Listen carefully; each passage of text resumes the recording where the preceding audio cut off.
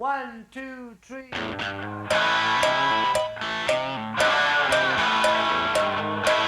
to ATB TV. I'm Darren Danson. I'm here with BJ, Brian Johnson, and we're here at the Ballarat Turf Club, Brian. We are, and it looks fantastic. It's going to be great for the awards Saturday night, which I'm very much looking forward to. I'm not quite sure who's going to win the Trainers Award, but I'd say probably Darren Weir's about $1.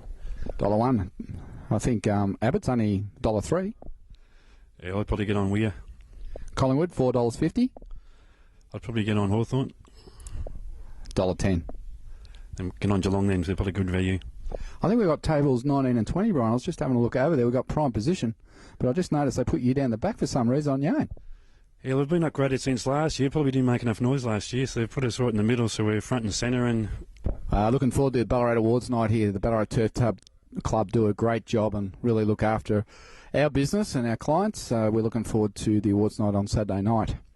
Well, let's talk about our runners and results and our upcoming runners, Brian.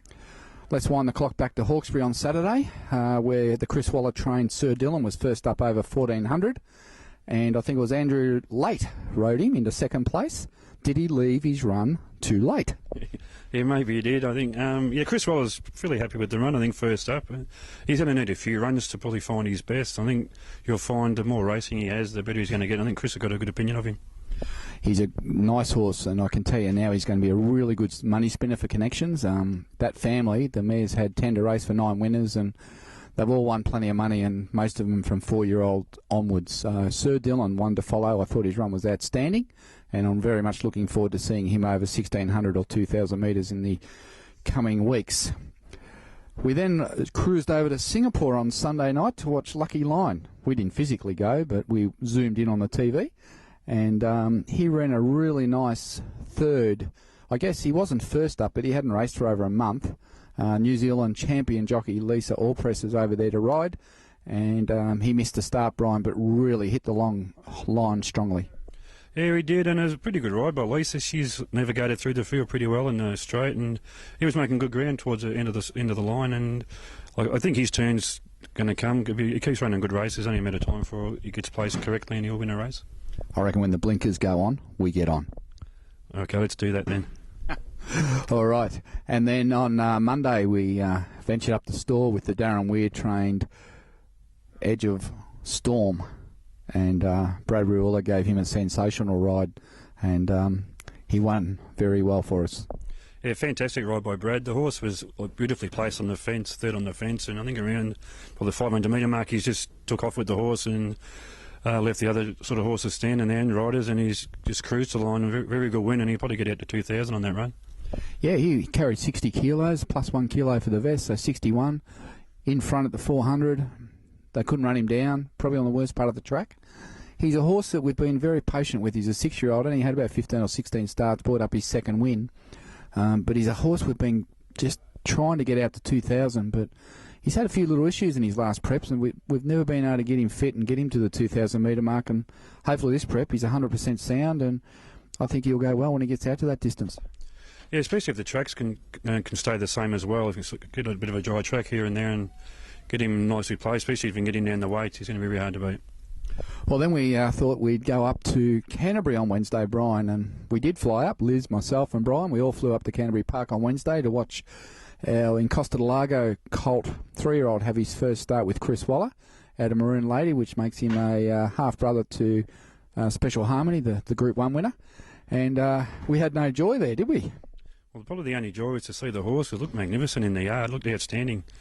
And probably would have run a good race if it had got to the barrier and got in it and actually raced, but it got straight to the barrier, and it sort of probably disappointed the day, but it was good to meet all the owners up there and catch up with them, and it'll be going around next week at Warwick Farm, I believe. Yeah, it was unfortunate. Jimmy Cassidy reported the horse didn't feel right going to the gates, and he was subsequently taken out. But since then, he's been vetted on course back at Chris Waller's stables, and they can't seem to find anything wrong with him. So it might have just been one of those things on the day where Jimmy just felt the horse wasn't right, and he didn't go around. But I must say, he does look a nice horse, a Basso. So keep an eye on him for the coming weeks up in Sydney. Today, no runners. Evans didn't get a start at Seymour, so we're off to Geelong tomorrow on the synthetic to watch Magnus Bell. Craig Newitt on board.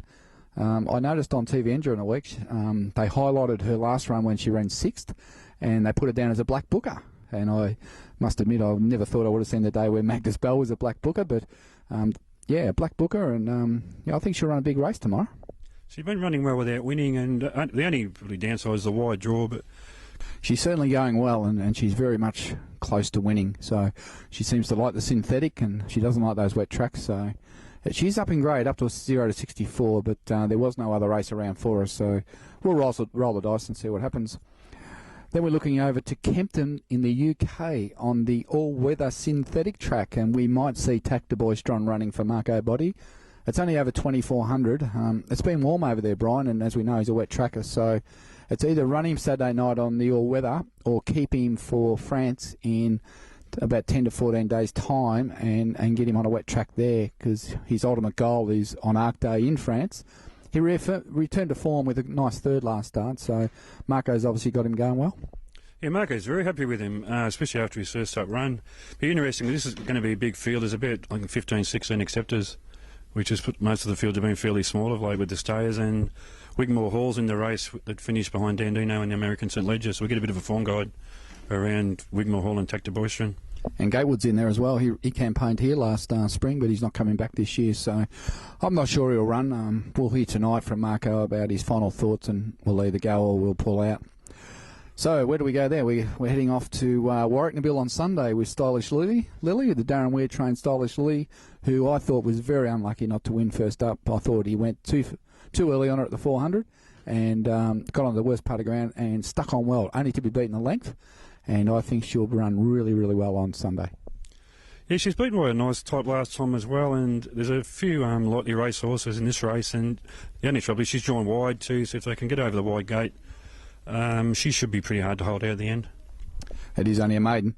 And then we're down to Warrnambool on Monday to see the Matthew Williams trained Tunza Rossa, who I must say has been very, very disappointing in her first couple of runs. We thought we had something special here with Tunza Rossa, but on race day, she has been very, very plain. So let's see what happens Monday at Warrnambool, Brian. Tunza Rossa, she's trialled well a couple of times, but let us down on race day. What are your thoughts about Monday? Well, Matty Williams has declared this horse, and he said if it doesn't win, don't blame the trainer. But it's a heavy 8. I think it's a heavy 8 at the moment too up at Warrnambool, so I think track conditions will play a big part in this race as well. But she's a good horse, so it's just a matter of everything going right, I guess. And then on Tuesday, I think we've got about 20 horses trialling at Ballarat, I think it is. Got a lot of horses trialling, some working here at Ballarat on Monday and a number of others trialling on Tuesday. So we'll let you know what time those trials are and what horses are involved when Darren Weir finalises his list on Monday. But I do believe both Long Espresso and Platelet are having a gallop here at Ballarat on Monday. So any owners out there, if those horses want to come up, they probably need to be up here about 10:30 on Monday to watch those horses work. And Platelet's all set to resume on Saturday week. And it'll be an interesting spring campaign for Long Espresso and Platelet. Yeah, they've come back in good shape. They look really lovely, and we'll hold them in good stead for the spring. I think there's also trials at Burrenbeat on Tuesday as well, so Darren have a few horses there. Very good, Brian. I guess generally, is there any other news we want to highlight to the viewers? Probably only that the ATB tipping comp will be starting on October 5th, and you've still got plenty of time to enter, but the sooner you enter, the better. And it's kindly sponsored by Betfair, who are putting up some good prizes, which include a trip to the Gold Coast for the Magic Millions, and just need to have a Betfair account to claim the prize, but you're going to be in it to win it. And I guess the only other breaking news I have, obviously we've got Dandino entering quarantine next week, and he'll be out here on AFL Grand Final Day. As some of those New South Wales people were telling me, the real Grand Final's not till October. But the AFL Grand Final, guys, is at the end of September, and that's when Dandino will be arriving at Werribee. And obviously we'll be having a lunch there, and we've got our Caulfield Cup Day functions and Melbourne Cup Day functions locked in.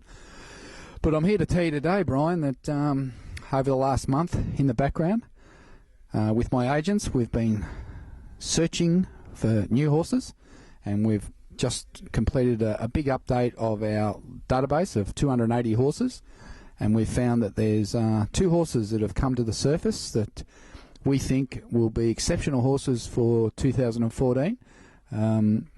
Maybe a Cox Plate type horse, and certainly a Caulfield Melbourne Cup type horse.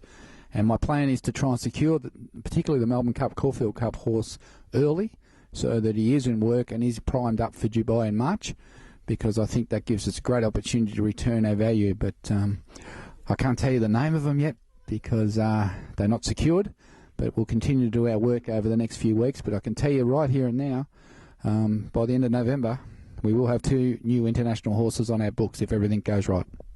Well, hopefully we'll have one international winning a major cups race before that as well. So exciting times for ATB, especially with what Dandino and Jackery have been able to do like in the last 2 years. So if you want to get involved in a Melbourne Cup horse, ATB is the place to go.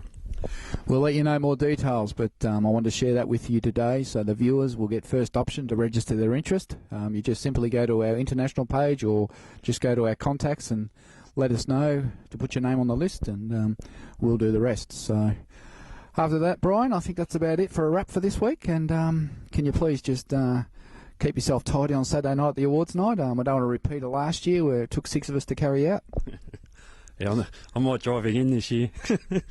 Yeah, well, I just can't let you drive like last year. That was ridiculous. You drove us all up the wall, but it was a good night, wasn't it? Yeah, great night, and yeah, it was fantastic. Now, the best bet for the week. Come on. Who you tipping? Carlton to beat Richmond. Morals. Now, let's talk about the thoroughbreds. Who you tipping? I haven't really had a look, to be honest, Darren. I've been too busy, especially after Canterbury yesterday. But if I were to have a bet, I'd probably ask you because I'm not sure. And what about an ATB horse? Who's your best out of the ATB runners coming up? Probably Stylish Silly, I think. She's a good horse. I should have went first. You should have. I'll go with Tons of Rossa because she might be $12. And I'm not sure if he put blinkers on her or not, but if blinkers are on, and she might be $12, and I might just back her each way, and you can take your $1.40 about Stylish Lily. I might even back it each way. And I dare say Brian will be back next week because I expect Collingwood to beat Port. The week after might be a bit of a worry, but I think we'll see him next week. Cheers for now.